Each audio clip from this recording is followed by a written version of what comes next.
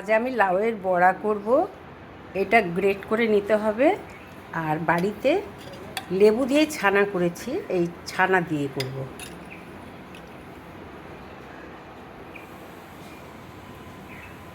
ছানাটা জল ঝরিয়ে নিয়েছি একদম। আর লাউটা আমি একটুখানি শুকনো কড়াতে একটুখানি টানিয়ে নেব জলটা। তার জলটা তো প্রোটিন, নষ্ট আমি করতে চাইছি না। লাউটা আমি সব দিনে অর্ধেকটা দিয়েছি, অর্ধেকটা দিয়েই করব। এর মধ্যে আমি কিশমিশটা দিয়ে দিলাম। জলটা শুকনো হয়ে গেলেই আমি এটা নামিয়ে নেব।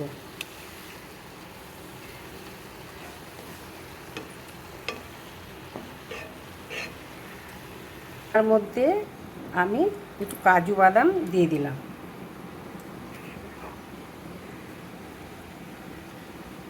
একদম গুঁড়ো করিনি, এইভাবে দিয়েছি।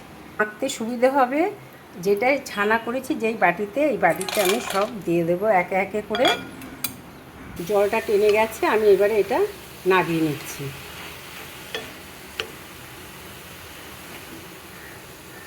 এর মধ্যে দিয়ে দিলাম ধনে পাতা, কাঁচা লঙ্কা দিয়ে দিচ্ছি। একটু চালের গুঁড়ো দিচ্ছি, নুন দিচ্ছি, বেসন অল্প একটু বেসন দেব।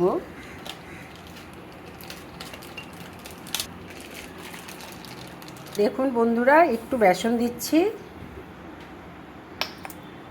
আর আমি এই মশলাটা করেছিলাম, এর মধ্যে আদা, কাঁচা লঙ্কা, জিরে, ধনে সব কিছু, টমেটো সব কিছুই আছে।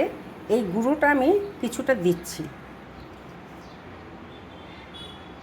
কাঁচা লঙ্কা দিয়েছি যেহেতু আমি অল্পই দিচ্ছি।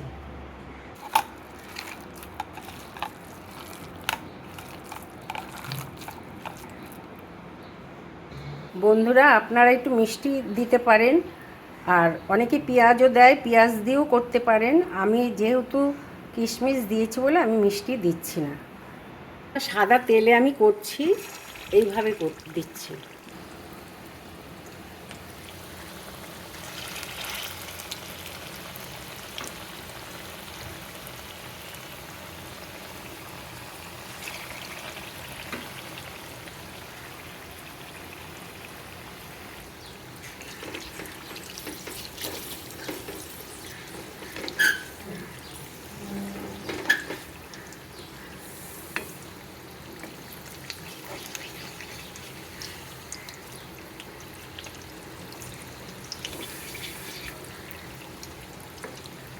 বন্ধুরা, এরকম করে খেতেও পারেন, আবার আলু দিয়ে তরকারিও করতে পারেন, আলু ছাড়া ঝালও করতে পারেন, বা শুধু করা যায়। খুব খেতে ভালো হয়, বোঝাই যাবে না যে এটা লাউয়ের হয়েছে, ছানারই মনে হবে। বন্ধুরা, আঁচ কমিয়ে বাড়িয়ে করলে খুব ভালো হয়, আর খুব মচমচে খেতে হয়।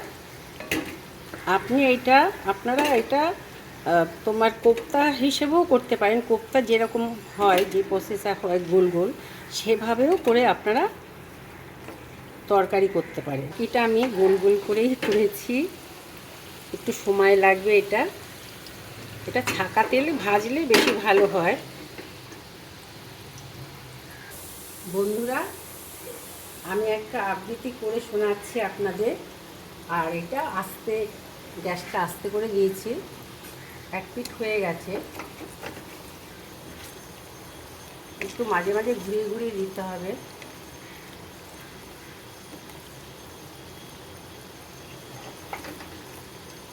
এটা আস্তে থাকলে ভেতরটা ভালো নরম হয়ে যাবে।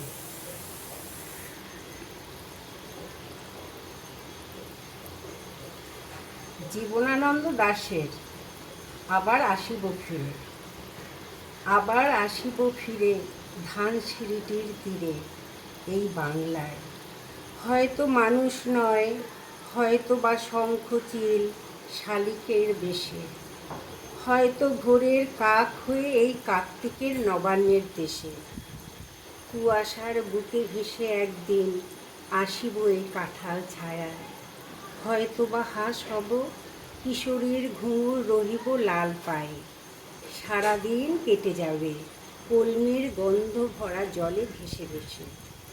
আবার আসিব আমি বাংলার নদী মাঠ ক্ষেত ভালোবেসে, জলঙ্গির ঢেউয়ে ভেজা বাংলার এ সবুজ করুণ ডাঙায়। হয়তো দেখিবে চেয়ে সুদর্শন উঠিতেছে সন্ধ্যার বাতাসে, হয়তো শুনিবে এক লক্ষ্মী প্যাঁচা ডাকিতেছে শিমুলের ডালে, হয়তো খইয়ের ধান ছড়াতেছে শিশু এক উঠানের ঘাসে, রূপসার ঘোলা জলে হয়তো কিশোর এক সাদা ছেঁড়া পালে ডিঙা বায় রাঙা মেঘ সাঁতরায়। অন্ধকারে আসিতেছে নীরে, দেখিবে ধবল বক, আমারই পাবে তুমি ইহাদের ভিড়ে। এটা হয়ে এসছে।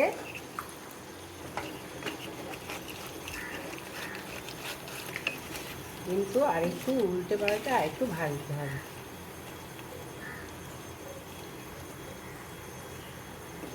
লাউ দিয়ে পনিরের চপ রেডি। আপনারা এইভাবে খেতে পারেন, সত্যি খুব টেস্টি হয়, ভালো হয় খেতে। আর এটা একটু গরম খেলেই ভালো হয়, মচমচে। আর তরকারি করলে সে ব্যাপার আলাদা, সেটা গরম গরম না খেলেও হয়।